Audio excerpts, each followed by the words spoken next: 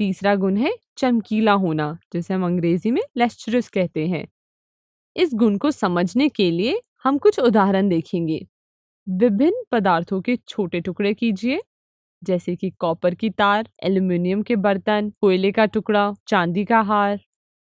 इनके अलावा हम और भी कुछ पदार्थ को लिख सकते हैं, लेकिन इनको हम कक्षा में लेकर नहीं आ सकते, जैसे कि ऑक्सीजन गैस, सल्फर पाउडर इत्यादि।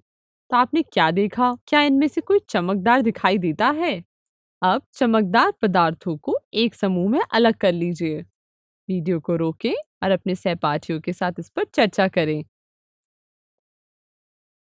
चलिए अब देखते हैं आपने इसे कैसे समूहित किया है। क्या आप दिखाए गए पदार्थों में किसी प्रकार की कोई चमक देखते हैं? अतः ऐसे चमक वाले पदार्थ आमतौर पर धातु होते हैं।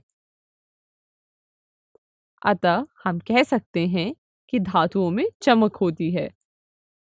इसे हम परिभाषित कर लेते हैं। एक चमकदार सतह वाले धातु के गुण को चमकीला कहा जाता है। यह कहकर कि धातु चमकदार होते हैं, हमारा अर्थ है कि उनके पास एक चमकदार सतह होती है। धातुओं की यही चमकदार उपस्थिति उन्हें आभूषण और सजावट की चीज बनाने में उपयोगी बनाती है। अब क्या आप बता सकते हैं कि आभूषण बनाने के लिए सोने और चांदी का उपयोग क्यों किया जाता है? सोचिए तो, क्योंकि ये चमकदार होते हैं। कभी कभी आपने देखा होगा कि धातु चमकदार नहीं होते हैं। ऐसा क्यों होता है? याद रखें, किसी धातु में चमकदार सतह तभी होती है जब वह नया होता है।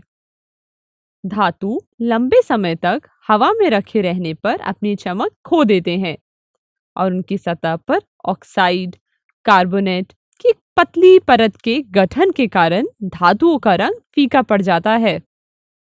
यह एक बहुत ही महत्वपूर्ण पॉइंट है और इसे अपनी कॉपी में लिख लें। यदि हम किसी धातु की सतह को रेगमाल, जिसे हम सैंडपेपर कहते हैं, से रगड़ते हैं तो बाहरी परत हट जाती है और धातु एक बार फिर से चमकदार हो जाता है। आइए अब अगला गुण देखते हैं।